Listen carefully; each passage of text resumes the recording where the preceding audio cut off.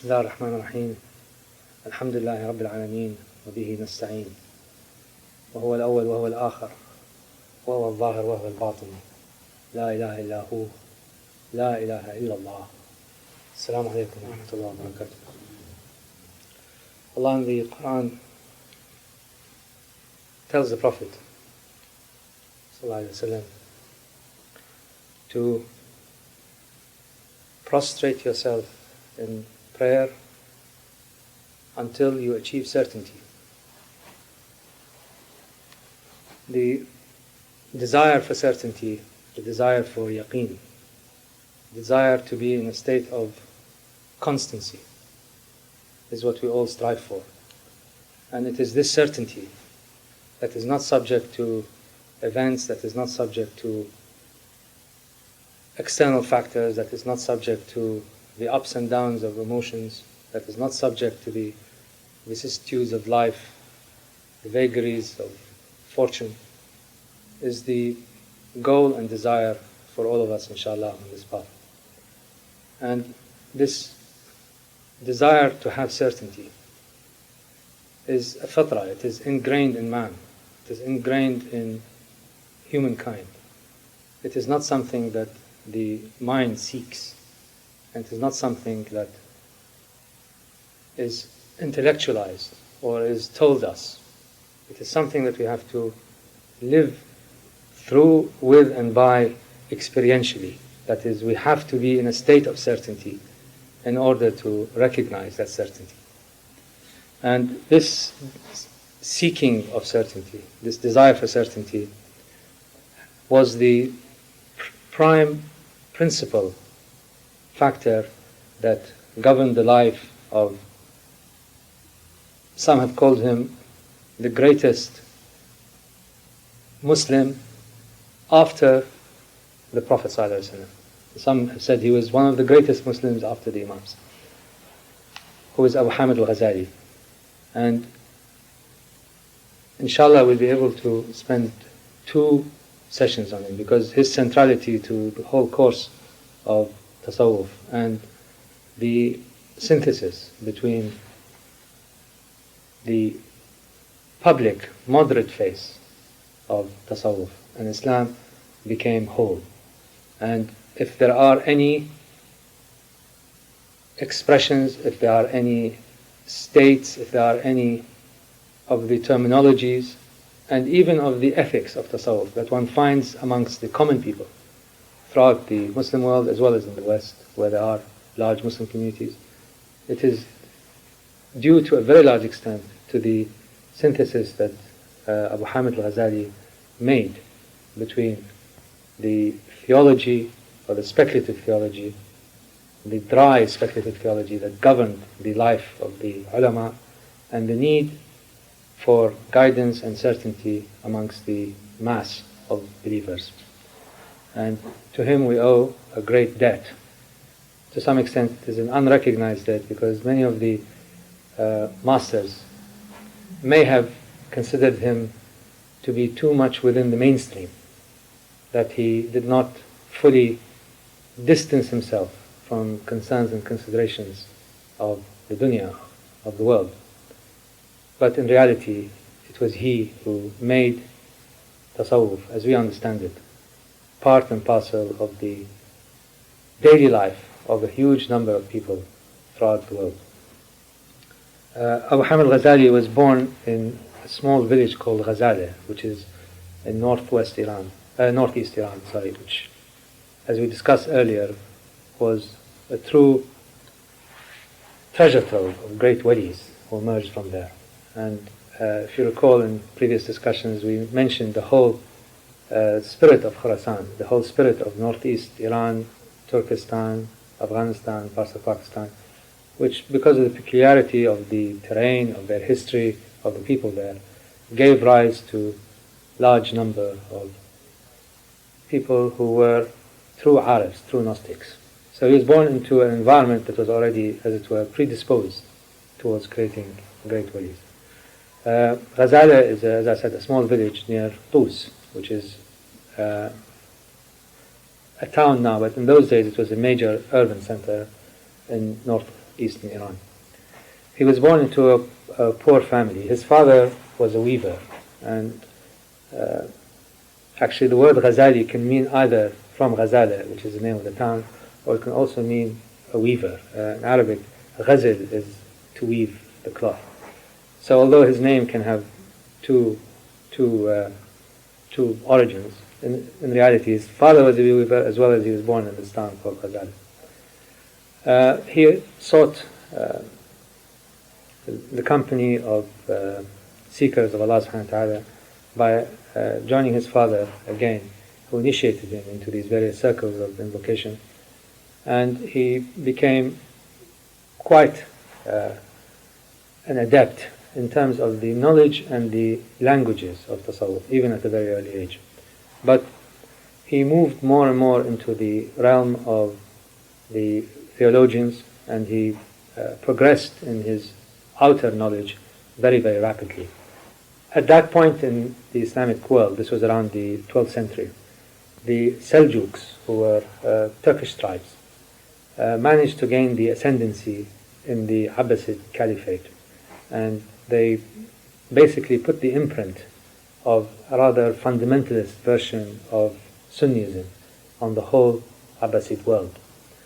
Basically because the Abbasid Empire at that point was in mortal confrontation with the Fatimide Caliphate, which was a form of extreme Shia Ismailism, which was then based in Egypt. So while the Fatimids, who were extreme Shia Muslims, were propagating their sect and their madhab, the Seljuks, who had controlled the remnants of the Abbasid Empire, which excluded Egypt, were putting the imprint of a form of dry, legalistic Sunnism on the whole area.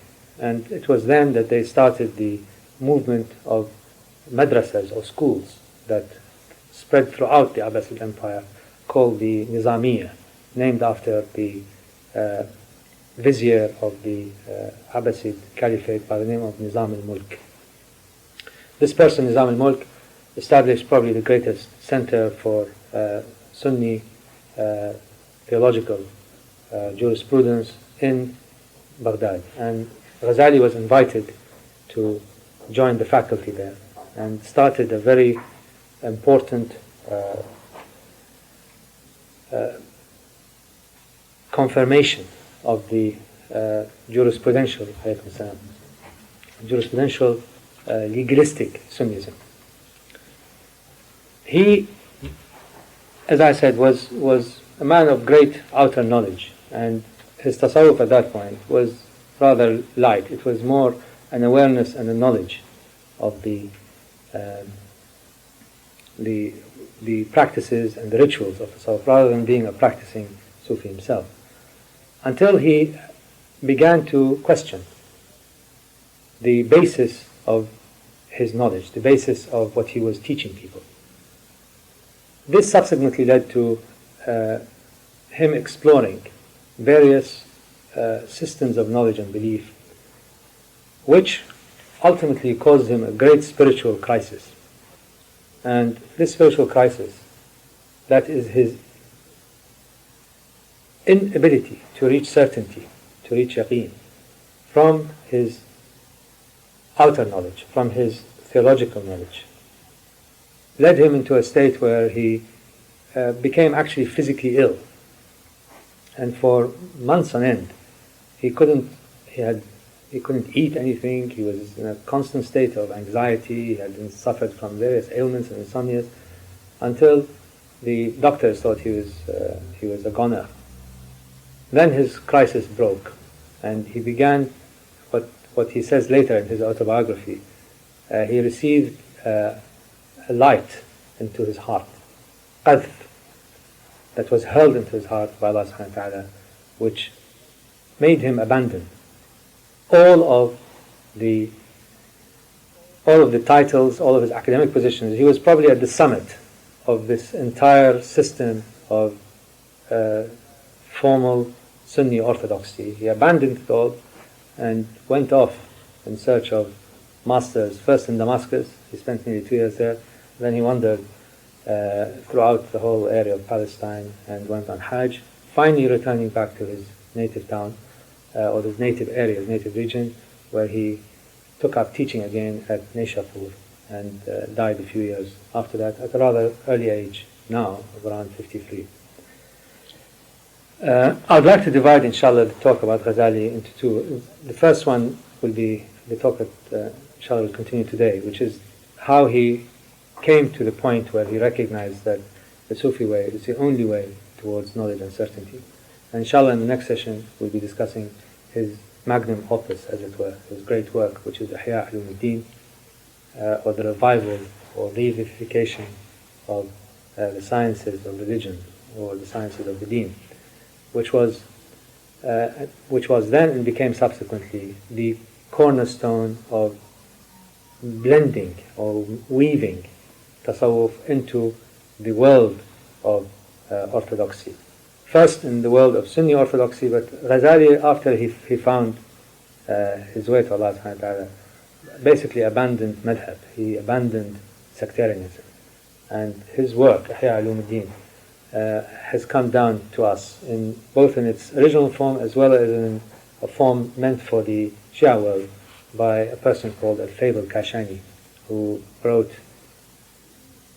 basically he rewrote the Ihya Ulumuddin from a Shia perspective, but borrowed entire sections of it from Imam Ghazali. And for what Imam Ghazali did, he was known then and subsequently as Hujjat al-Islam, that is the proof of Islam, by the way that he combined the inner light and knowledge of tasawwuf within the framework of Islamic jurisprudence and fiqh and kalam. So inshallah today we'll be talking about how he came to the knowledge or to the certainty via the route of tasawwuf, in contrast to the route that he had followed in the past. And we have quite a lot of knowledge about what he went through, because he wrote an autobiography called Al-Munqidh min al-Dalal, which means the deliverer from error. It's a form of spiritual and gnostic autobiography, and it explains it's not too long, it's about maybe 60 or 70 pages, more his spiritual journey from where he was, that is a professor at the peak or the pinnacle of the Orthodox world, how he abandoned all of this and moved towards the way of Allah subhanahu wa ta'ala with the Sufis. He says in his book, Munqidh min Dalal, or the Deliverer from Error, he asks basically in the book revolves around two major themes. How did Ghazali reach truth and certainty coming from a milieu or environment where there were factions and disputes all the time? How can you liberate yourself from the chains of blind taqleed, that is blind inheritance of ideas and beliefs? How do you liberate yourself from the insufficiency of theological reasoning? How do you liberate yourself from the axioms of philosophers? How do you liberate yourself from the limitations of reason? That is one set of the book.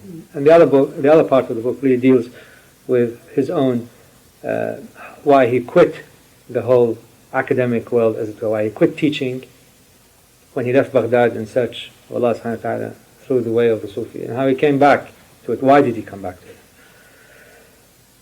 it? He says that there are three key issues leading to the doubts that originated in his mind. He was, I must say, at his early age, he was a skeptic. You can glean that from his writings. He was a person who was an expert at what he was talking about. He knew every detail, every comma, every inflection of the law. He was an expert in many other subjects of Islamic sciences, but his expertise was that of a person who had amassed information. And he was, in the final analysis, a skeptic in his early days. He was a great discourser and a great innovator in many aspects of teaching of the deen. But you could sense that in his heart there was a hole, there was a gap, and that this gap was the gap of a person who had not yet reached complete certainty. So it is this sense of skepticism that led him to question the basis of his knowledge. And he divided the doubts that he had into three areas. One is he had doubts about the actual principles, the actual building blocks of the deen. He felt that the systems of belief that he had, that he was expounding to others, he doubted their truth. He doubted also that the senses, in terms of being able to assess, manipulate, categorize, collate information, always lead to certainty. He doubted that the senses, his senses, could always be correct. And lastly, he doubted that aql, that is his intellect, can give him certainty. He's talking about certainty in a way that I think goes beyond just confirmation. It goes towards establishing the principles of belief, and that the knowledge of these principles, if they are going to come from either reason or faith or from senses, in themselves are insufficient or were insufficient for him.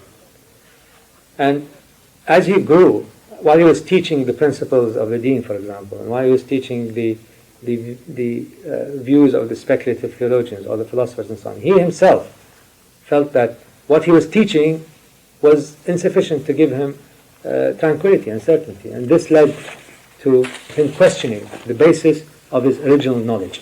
What is this knowledge that he was teaching people? The first doubts that he had is, how can you have certainty as a result of faith when you see all around you so much multiplicity of faiths? He says in his book, The Deliverer from Error, how can you believe, how can you have iman when you have around you various religions and sects, each one claiming that they are the way to truth? He concluded that they're either all wrong or that one of them must be right.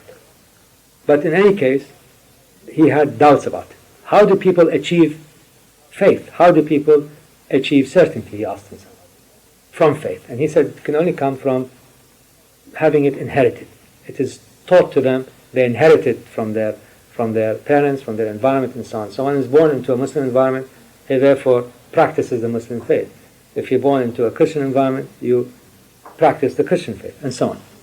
But these were insufficient basis for him to accept that iman, in the sense of being inherited body of beliefs, could not give him certainty.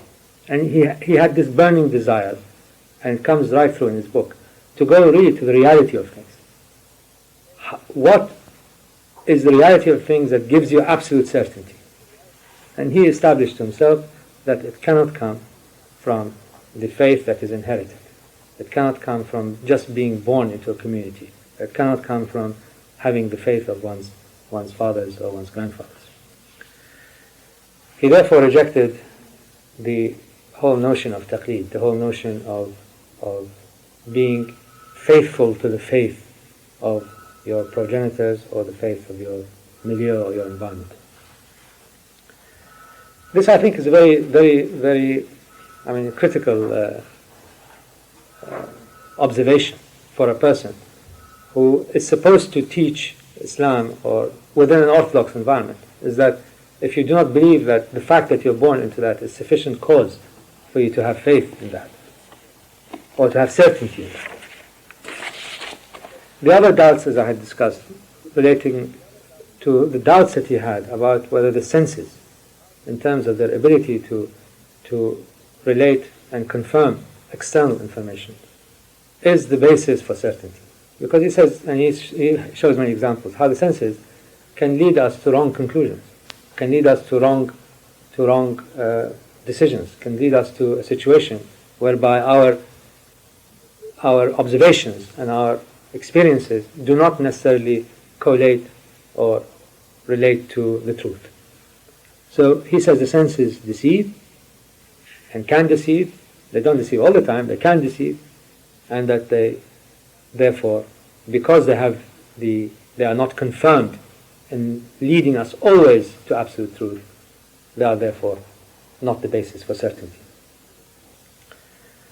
He then goes on to discuss why he began to have doubts about reason, and reason in terms of intellect, as being able to confirm in a way that is undoubted, in a way that is absolute, in a way that is not subject to any vagaries, why it cannot by itself lead to certainty. So if he says that my doubts are as a cause of my lack of certainty from my inherited faith, I do not believe that my faith is true simply because it's inherited. My doubts are cannot be based on the certainty of my observations, my sentient observations, because my sentient observations are sometimes wrong. Therefore, if something is sometimes wrong, it cannot be a pure guide. It cannot be a guide that is absolutely indicative and firm.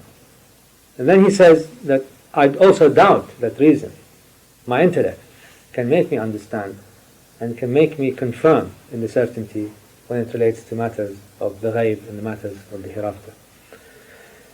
So he had this initial, basically, spiritual crisis, and he decided that this lasted for a few weeks, or in the book I think he says 2 months, which led him to explore in detail what he said then were the 4 systems of knowledge that could lead to certainty.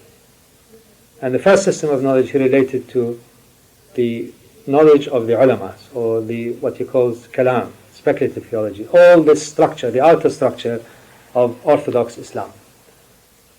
He read, well, he didn't read, he was a teacher, he knew a lot, and he discussed in his book the basis of whether theological reasoning, whether the reasoning of the outer, knowing the outer norms and dimensions of Islam, can lead to certainty.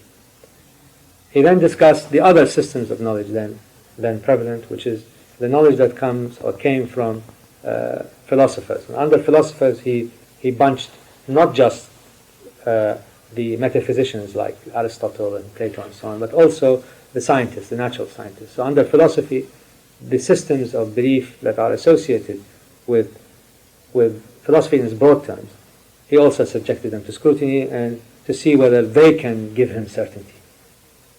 The third set of systems of belief, as it were, that he put under the microscope is a system that is associated, what he calls the batiniyya, that is the system associated with the extreme Shias, especially the Ismailis. Basically, it's a form of knowledge that relegates awareness and certainty to knowledge of the Imam. And the last system that he's subjected to his scrutiny is a system of Sufism.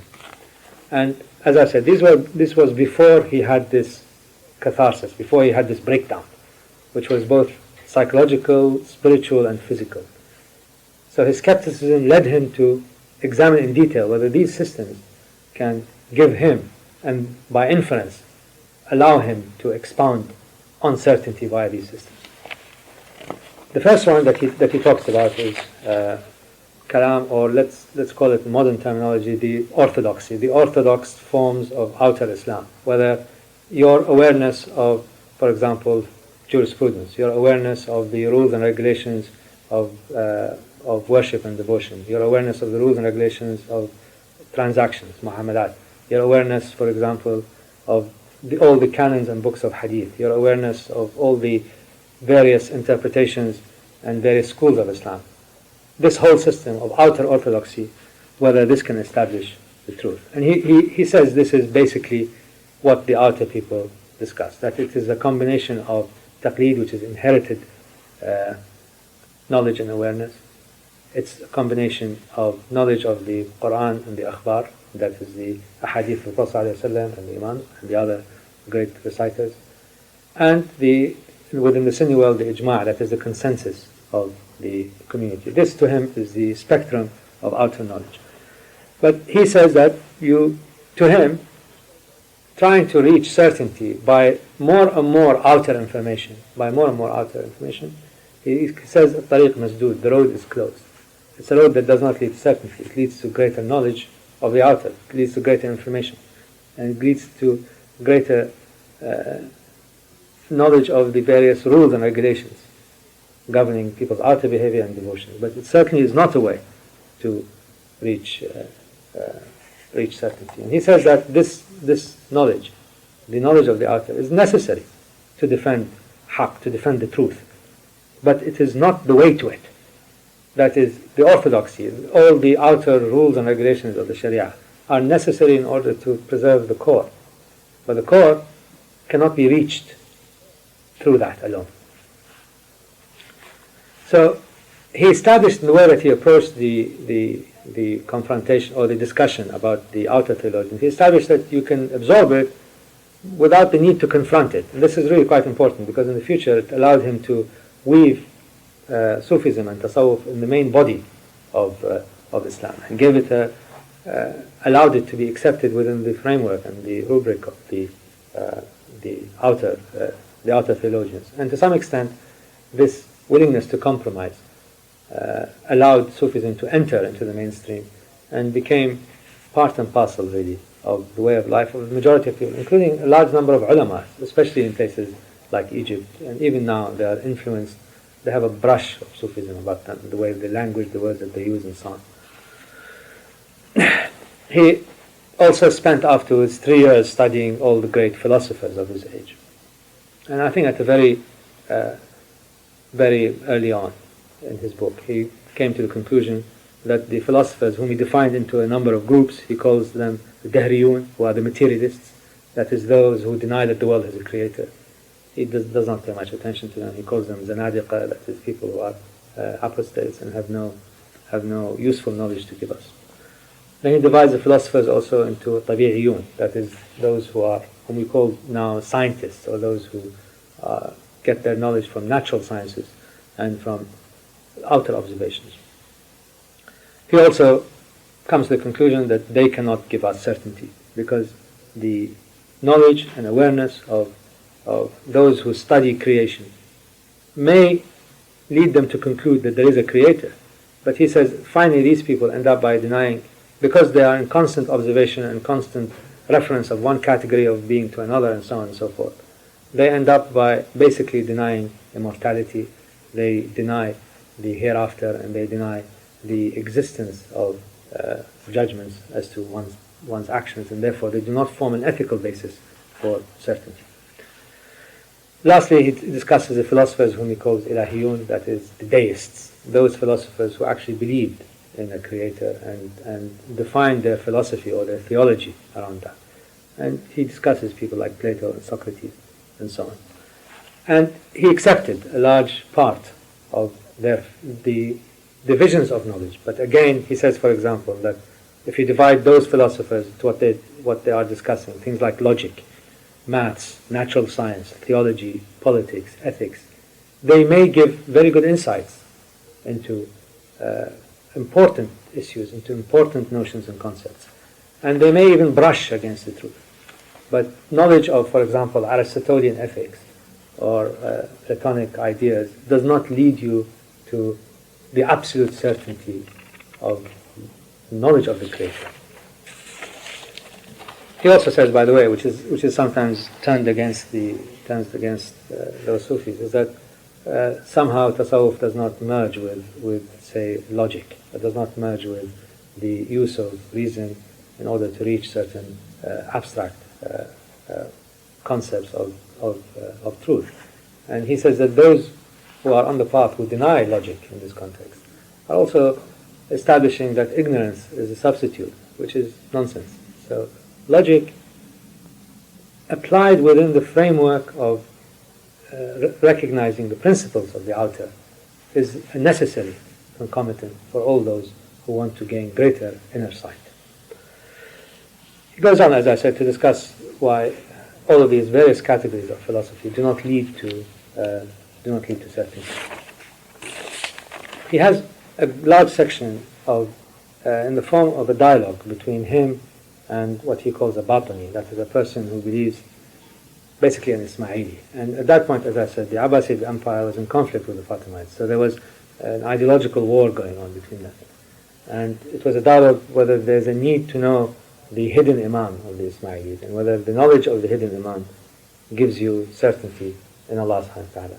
And through a series of dialogues between them, obviously he tilts it towards his own ends, but he comes to a logical refutation of the arguments that the knowledge of the hidden Iman in and of itself can lead you to certainty in Allah subhanahu wa ta'ala. He finally comes, having examined all these systems. This is now a person talking from an intellectual perspective. He has not yet had his crisis. He finally comes to the conclusion that the only way to knowledge of certainty is the way of Jallallah, Rahillah, of the Sufi. And he studied all the greats. He studied Junaid, he has a book on his various commentaries on Junaid and Muhasibi, on Shibli, on Bastami, and all these people that we talked about earlier. And he came to the conclusion, but I would like to, it's a conclusion of a highly intellectual man. It is not the conclusion of a man who has gone through it. It is a rationalization of inner experience. He hasn't yet gone through his capacity. But he comes by his reason, by his comparisons, by his comparative analysis of various systems of knowledge, he comes to the conclusion that Sufism is the way to certainty. It combines both knowledge and works. And he says that the most special of their actions is that they merge the taste, that their knowledge is a question of inner taste, dhawq, plus hal, which is state, plus it includes a change of their own attributes, their own characters, their own qualities as people. And this happy marriage between action and knowledge, between the dhawq, the taste for the inner life, and to be in a state where you can experience that taste, as well as recognizing that that state can influence your own characters, can improve your characters, can improve your qualities by substituting the qualities of man for the qualities of Allah subhanahu wa ta'ala. تَخَلَّقُوا بِإِخْلَاقِ اللَّهِ, the Prophet said. That is, take on the attributes of Allah subhanahu wa ta'ala. This allowed or made him believe that this is the only system of knowledge that can lead to Allah subhanahu wa ta'ala, as well as confirmation of the akhirah. Having had his reason bring him to this point, he had a nervous collapse basically. He said, well, now what? Now my reason tells me that there is something here. I've seen other people do it. I've read about those people who say they have been there. I believe that their system works. I believe that it's a happy combination of knowledge and works. I believe that this is the right way to Allah. I believe this is the right way to enhance one's inner light. I believe this is the right way to change one's qualities and character. Then his reason gives up. I mean, just as we said before, just blows a fuse. And he goes into this deep spiritual, physical, psychological crisis that I earlier discussed. And it lasted for several months. And the doctors, as I had earlier said, had basically despaired of him ever living again. He stopped eating. He used to go to his lectures, and apparently and he just didn't say anything for an hour or 2 hours. And in the middle of Jama'ah prayers, he used to forget the words, and he became more and more disoriented and so on. Finally, he said that in his book, Munqadh min al-Dalal, the Deliverer from Error, that he was constantly in a struggle between the demand, the pull of the world, including the pull of everything, his knowledge, the pull of his station, the pull of his reputation, the pull of his status as a premier theologian of the Abbasid Empire, and the absolute demand that he does something about his knowledge. Now that he knows the way to certainty, what are you going to do about it? So he quits everything. Really, in one night he just leaves. He quit everything, leaves Baghdad, and moves into the desert towards Damascus. There are many stories about his wanderings. There are stories about his books being stolen, and it's the best thing that happened to him, and meeting Khidr alayhi salam, and so on. But the point is that he does something about it. And this is really, I think a lot of us may have come to this path by recognizing the limitations that reason can have when it comes to discussing, or when it comes to giving you the sense of absolute certainty. And therefore you have to do something about it. You can't keep on reading about it. You can't keep on reading the menu. At some point you have to taste it. And he finally does. And for a person who has been brought up or has progressed in an intellectual environment where reason is all, where outer knowledge is all, where prestige and reputation is all, it must have been a very, very severe spiritual crisis that made him break with everything and then move on. He wondered, as I said, Damascus, he was in Jerusalem, he spent some time wandering in Palestine, he went on Hajj. And then finally, now here the sources go dry, but some people believe that he continued to be basically an intellectual Sufi, while others think that he had gone through right to the end and became through Arif Billah. I think the latter. I think he became a Arif Billah because the way and the urgency with which he wrote his final work, this great encyclopedia of marriage between Tasawwuf and Orthodoxy, is that of a person who wants to introduce and wants to establish the seeds of the desire to be in the proximity of Allah subhanahu wa ta'ala within the orthodoxy. And I think this could not come from purely an intellectual strand. He says that in the end, he says that Sufism is absolutely correct as the only way towards certainty. He says the speculative theologians and the orthodoxy, the whole thing is based upon inherited knowledge. And inherited knowledge, we know, cannot give you certainty. It can give you just inherited information. The philosophers' use of reason has its own limitations. The Batanis or the extreme Shia's reliance on the truth or the certainty of your faith in Allah subhanahu wa ta'ala coming from a hidden Imam also has its limitations. And they are the only people who are guided towards this certainty, or this path towards absolute certainty is the path of the Sufis, because they are guided only by the Prophet ﷺ and by the way of the Prophet. And it reaches the best ends, he says, because it combines the highest ethics, best companionship, and finest morality. And this is based on the purity of intentions of those who seek the journey of Allah subhanahu wa ta'ala. It's obviously talking about people who are true seekers, not pseudos. And because he discusses later that serial Sufis and those who claim that they are in that state, or who act as if they're in that state, have certain deleterious effects on the community because they reach certain conclusions that are inherently wrong and are inherently unstable.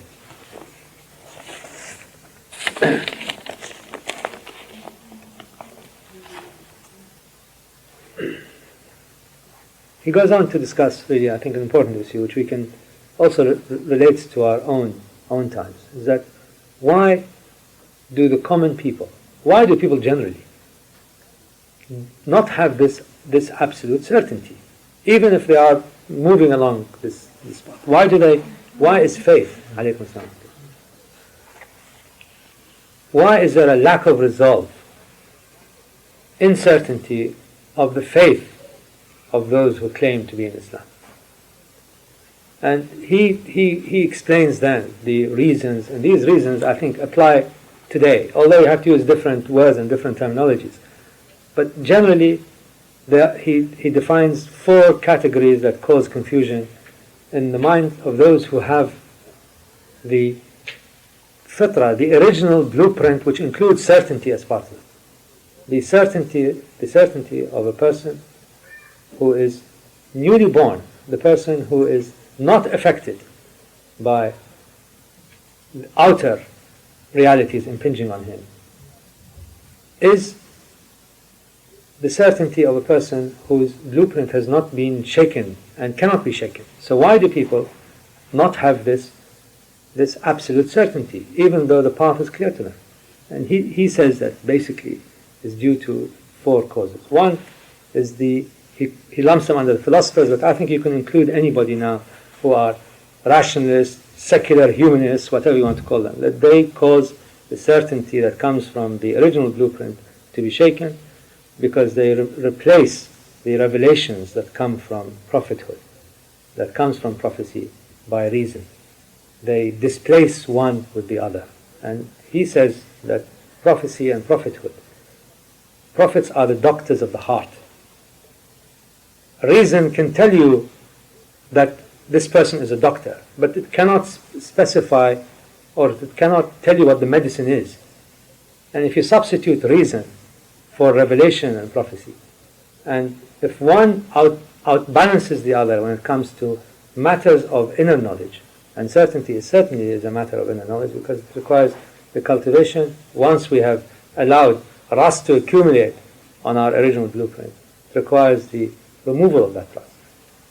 So reason, when it's out of balance, when it's used to describe and to explain and to justify and to guide what is inherently outside of its realm, displaces prophethood and displaces the message of the prophets. The other thing that he says shakes the faith of those is the behavior of those who claim to be in tasawwuf, the pseudo-sufis, who end up, because they preach that knowledge of Allah subhanahu wa ta'ala allows you to abandon the shara, cause confusion and cause ambiguity in the hearts and minds of people. The third, he says, are the ulamas who do not live and do not act and are ultimately outside of the bounds of faith.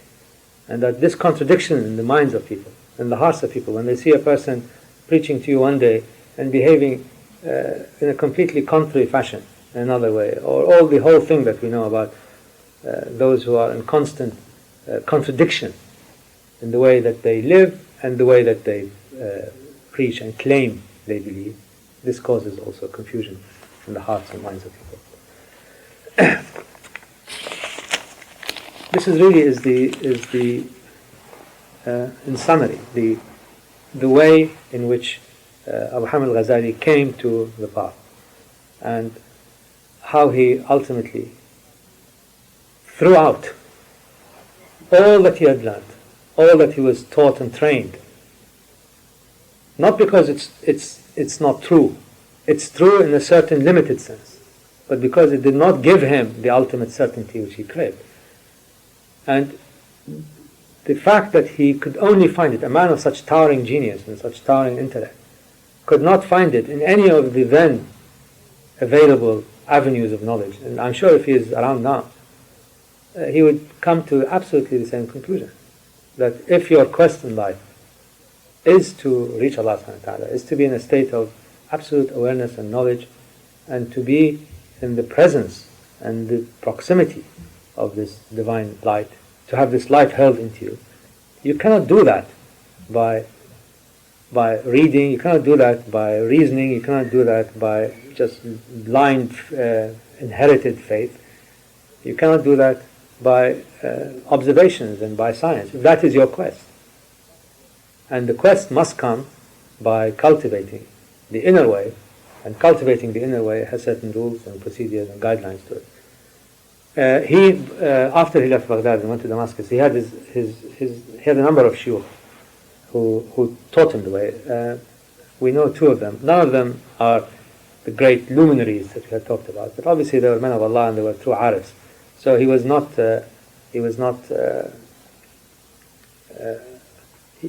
feel that he was somehow slighted or somehow belittled by taking knowledge from people who have already reached.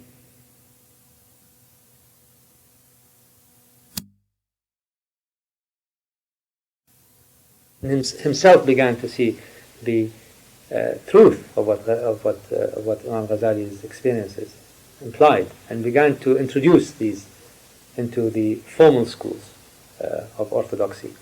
The successor to Nizam al-Mulk was assassinated, and Imam Ghazali felt somehow threatened because, again, political turmoil. And the last 2 or 3 years of his life, he basically retired to his home. and died, as I said, at a relatively young age of 53. In the next talk, inshallah, we'll be discussing in great detail his book, his masterpiece, which is Ihya Ulumuddin, the revival of religious sciences, in order to really see how tasawwuf began to become part of the living Islamic community and became more and more broadly accepted and influenced and affected the lives of ordinary people around the world. Alhamdulillah. Are there any questions, observations? Bismillah.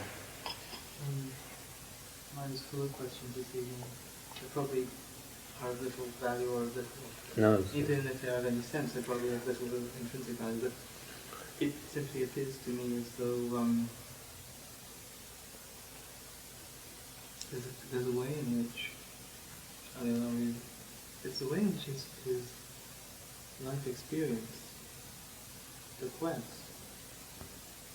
is contradicted, or the outcome of the quest is contradicted by the method in which he used. Because he comes to the conclusion, which is the only conclusion possible, that the truth cannot come by intellect. Yet he uses intellect to try to get to that conclusion. So there is no surprise that he goes through some form of catharsis. Yet having reached that catharsis and having had to go beyond it, yes, in a way, he finds truth, but then does not question the route he used to reach it. You're right. I mean, it can be seen as a vicious circle. That is, but that is the way he is. That's the way he's been constructed. I mean, many people are like that. So it is. And in fact, when I wrote Shaykh Fadhlalla, when we started this, the idea of these talks, I said that reason can bring you to the shores, and may even take you a bit into the ocean, as it were, as long as you can see the shore near you. But that's it. There are some people like that. I mean, there are some people who are lucky enough not to be born in absolute certainty and continue in absolute certainty. They don't have any problems with that. There are those who are born into a faith but are certain about it. Not certain of the tongue and of the mind, but certain in their heart. So they don't have to go through the route either. The route that he followed was a route that was basically confirmed to him. That is the way he is. That is his construct as a human being. And his construct as a human being is that it was decreed by Allah subhanahu wa ta'ala, that he goes through reason in order to understand where reason stops. And then his reason tells him, this is the right door, take that door, open that door. Now some people do not open that door, and they become therefore experts on tasawwuf.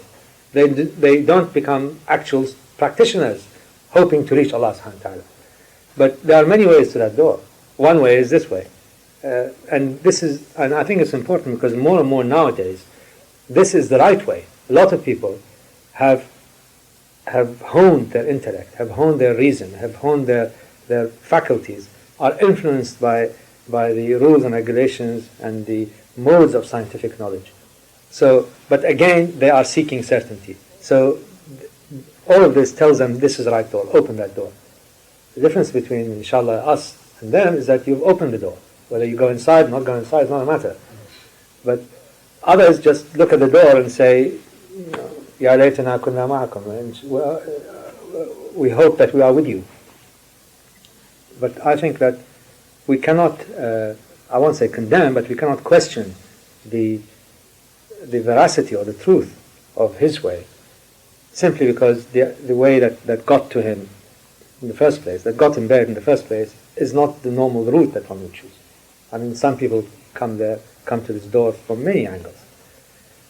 I find Imam Ghazali a very, very interesting person, and in many ways, I don't want to juxtapose him with Ibn Arabi, but in many ways, he can be juxtaposed against Ibn Arabi. He is a different character, a different quality of being. It becomes a question of taste, whether you like that weave, as it were, the waft of that tapestry, and whether you think that he has had a great deal of influence in terms of subsequent absorption of the words, the terms, and even the inflections. So if he has influenced many people to accept the norms of what is tasawwuf and then hopefully push them further, I think he has done a marvelous job. Many people, as I said, question whether whether his subsequent immersion in the path was real or not. But that's because they try to project his previous experience into the future. I think one should always follow the Prophet ﷺ in this, is that we should always have husn al-dhan, that is, we should also believe in people's good intentions and best intentions, rather than su' al-dhan, which is their worst intentions. So using that as my guide, I would say, if he says he done Bismillah, he did. Who am I to argue with him? Interesting. In the same sense that the very thing that he recognised as not being sufficient to bring him to that shore, brought him to that shore. I mean, I plead not innocent, guilty about this. is that there are some people who try to get to that from this route. So that's why I have a certain proclivity to it. Ibn Arabi, I think, did not go through this route. Ibn Arabi was already a Arif Billah at the age of 12. I mean, when he met Ibn Rushd, the great philosopher, he told him, "You are the man I'm looking for, but you're only 12." So, but that doesn't make him lesser or a greater being. And I think the spiritual and visionary knowledge of the mushahada, the witnessing of Ibn Arabi is unreachable, and certainly not reached by him, because if he did, he would have wrote about it. So I think that Imam Ghazali was well on the way of being a Arif, maybe not a complete Arif, but recognized in the end that this is the way to truth, and that's good enough for us, inshallah. I think from my point of view, he said that if you look at Imam Ghazali, he said that he had doubt in different areas, and he put the different philosophies like people of the dunya, philosophies of the dunya, materialism, philosophy. And I think even when we look at our own certainty of Allah in our own situations, we may doubt because of lack of vision, lack of vision, and in terms of the different philosophies that people have propounded, does it affect us? And does it affect our certainty in Allah? So in a lot of time, in a lot of cases, we could then find ourselves in that sort of breakdown of your lack of trust in Allah and that certainty. So sometimes we have to go through the doubts to get to the certainty of Allah. Yes. I mean, Allah subhanahu wa ta'ala addresses the Prophet, be in a state of constant worship until your certainty is established. It's not that the Prophet had any, Prophet Abraham, Nabi Allah Ibrahim, asked for certain confirmation. So, to be in absolute certainty is only the station of those who are there, or those who are in direct contact with a revelatory experience. And going in and out is an experience, I think, not only we go through, but if one reads the writings of all the great walis, they're all in that. There's a great wali by the name of Abrani Nabulsi, who's a profound interpreter of Ibn Arabi in the 18th century. And inshallah we'll talk about him. But he was always going in and out, flipping in and out, and he describes this state of doubt that comes to him right in the middle of, for example, a profound state of ahal. He gets this sudden, but these are all tests. I find slightly confusing about the way in which Al-Ghazali reaches this, because he comes to the conclusion that the outer knowledge in itself is not enough. And speaking of the outer knowledge, he speaks of Quran. Yet, within Quran itself, there are ayats which refer quite clearly to the doubts that occur, to the tests that occur. If we think of tasawwuf, it's backed by Quran, it's backed by Hadith. It is purely a distillation of what was there. No, you're right, Abba, but I think what he means is that if you just read the Quran, right, you cannot, somebody comes to you and says, read the Quran, and just by the act of reading it, you are going to gain certainty. This is what he's referring to, is that you cannot just say that it's written in the Quran in order to give you certainty. It gives you the truth or the haqq as you understand it as a Muslim. But certainty, that is the absolute, immovable, inflexible belief in Allah subhanahu wa ta'ala, may come to some people from reading the Quran, may be confirmed to some people, but not to all people. If it comes to all people, then all people would be in a state of absolute. Anybody who reads the Quran should be in absolute certainty. He's saying that he's not saying don't read the Quran, just go through the state of tasawwuf and various paths and passages. He's saying that certainty comes from the certainty of the heart that witnesses, that comes from the certainty of the heart that sees through the ayn al-basira, through the inner sight. It does not come from just knowing the Quran. There are many scholars of the Quran who are not certain, who are skeptics, or who are complete unbelievers. The only reason I say that is because, again, if we read Quran with a closed heart, then obviously there is nothing to do. But with an open heart. Well, it's the openness of the heart that is necessary. And Allah subhanahu wa ta'ala says, and you have to come to him with qalb munib, that is a heart that is receptive. I get so many Muslims who have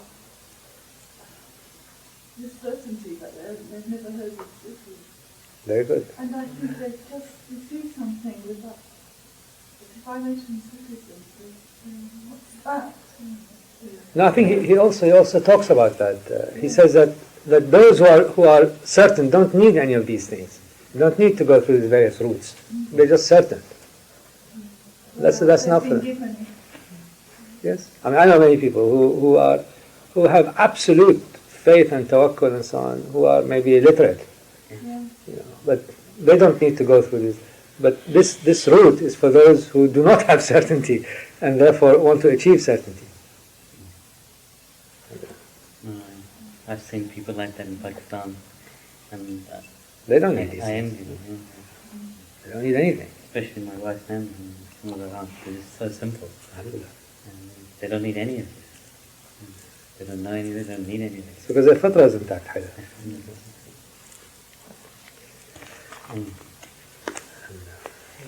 The last ayah of some hijab.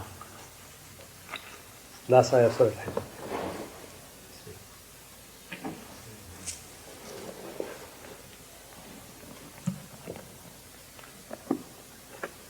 Hafiz al-Quran came to the rescue. Certain